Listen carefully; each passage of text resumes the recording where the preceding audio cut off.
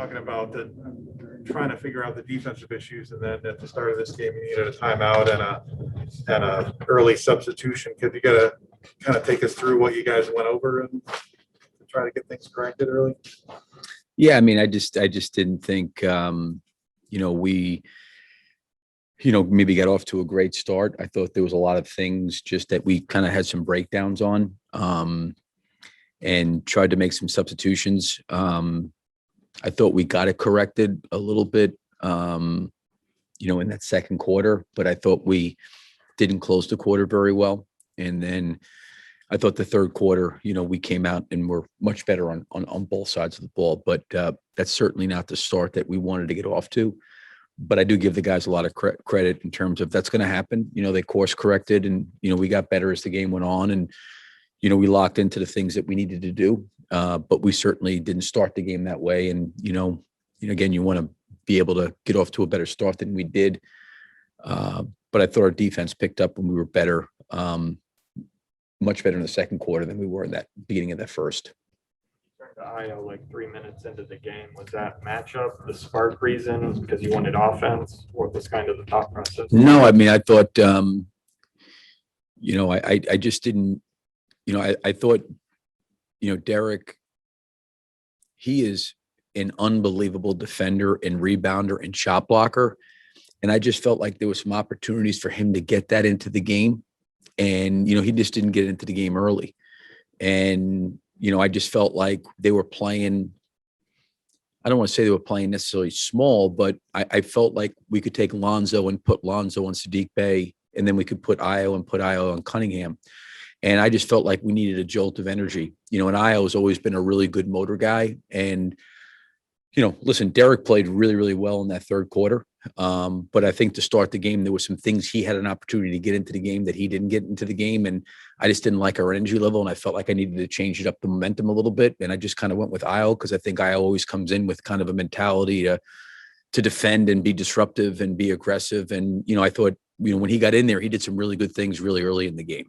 He played, I think, 14 straight minutes in that first stint. Is that even a second thought with him that you could ride him for that long, or is that kind of something that you feel comfortable Yeah, with? I mean, that's you always get into those situations as a coach where you certainly never want to play a guy that many minutes, that length of time, but he was playing really well.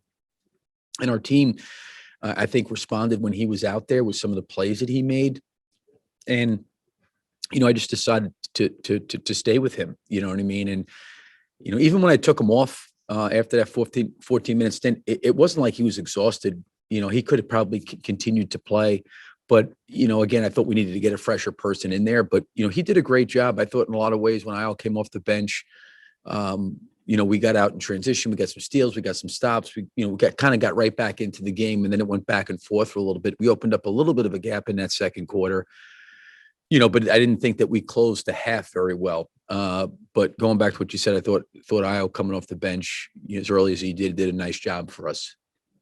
I think missed 5 of his first 6 shots and then kind of took over in that third quarter. What did you see from him in terms of a difference between the first and second half when he got rolling?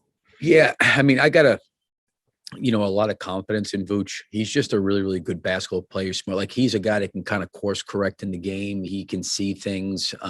He had some pretty decent looks. I think he was probably disappointed on some of the shots that, he missed. He missed some stuff around the basket. But, like, he just kind of figures things out, and I think in that third quarter, we got a couple threes. We recognized him on some switches. We got him some deep post catches. He got some offensive rebounds. He had some great footwork plays around the basket. To me, offensively in that third quarter, he got everything involved that he can do offensively. I think that third quarter, to me, for him, is you can kind of see like his whole package, the passing, the posting up, the shooting the threes, the pick and pop mid range. He did the offensive rebounding. He got a lot of things into the game there early in that third quarter. What does it say about Zach in the sense that, a lot of big scorers will hunt shots when things are not going well, but it seemed like he was satisfied to just, give up the ball, whatever would be necessary. He is the ultimate team guy, Sam. I mean, he really is. He just tries to play the right way. And I think he realizes probably a little bit more help around him, than maybe he has had with scoring, with Vooch and DeMar. But he just plays the right way. He's really a great teammate. He's a great guy. He wants to win. He wants to do the right things. And, I just got a lot of respect and admiration for the way he approaches it, every day, just professionally. He's great to work with. He's great to be around. And I think a game like today, to your point, speaks to me of his greatness, of a player. Because you're right. He can go hunt shots. He can go, because he can get a shot anytime he wants to. But he really is very, very much invested in winning. He's very much invested in the team. And he wants to do things that are going to be sustainable over a long period of time. And, I think it's very admirable to me the way he played tonight to what you just said. It was a game where, like he just kind of stayed in it. I thought he was aggressive. I thought he was decisive. He picked his spots, but you know what?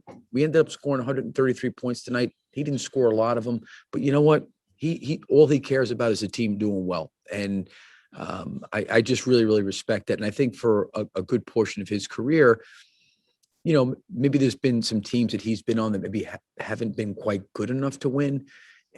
But since I've been here in Chicago with him, like that's really important to him. I mean, he really, really, really wants to win, and whatever he's got to do to help the team win, he'll do. And, if it's playing defense, if it's blocking a shot, if it's grabbing like he really, really is invested in trying to figure out how he can help the team. And I thought tonight he didn't have a great scoring night, but I thought the way he played inside the framework of, everything's kind of going well offensively. We're in a really good flow and rhythm and things are going well. And you know what? I'm okay with that. And he's an incredibly, incredibly as of elite of a scorer that he is, he's incredibly unselfish because he can shoot it every time and probably get a good look. Like you say, you were here last year, and it's kind of interesting. The narrative, you were here last year. I know you know that. Yeah, no, I didn't hear what you said to begin with. Narrative with Zach up until this year has been, well, he's just a scorer. He's an empty basket scorer. And that you find ironic that what he's you not. see there. He's not. He is not that. I mean, the unfortunate part is, like, listen, there's things that all these guys have to get better, at it, I think, as players. And I think Zach will say, like, everybody's journey is a little bit different, in their life. Some guys, everybody I think gets better, but, guys figure out different things at different points in time. And, he is as great of a guy as you can imagine being around. And I know people see the athleticism and the running and the jumping and the shooting and the talent, the skill, but like people have no idea what kind of guy this guy is. They have no idea what kind of person he is. He has no idea how unselfish he is, how important his teammates are to him, how much he wants to win.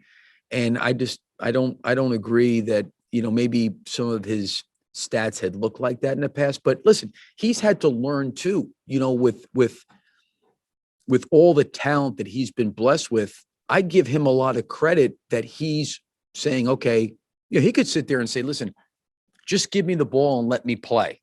Like he really wants to figure out, like, all right, how do I fit in with these guys? What can I do to make the group better? How do I get them better? How can I help Vooch? How can I help Demar?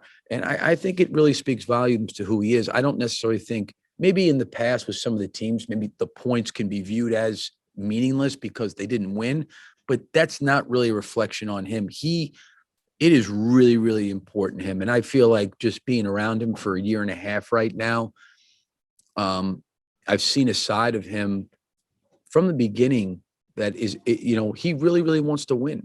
That is it's really incredibly important to him. I don't want to extend this too much, and you kind of answered this already, but you were getting out rebounded to start the game.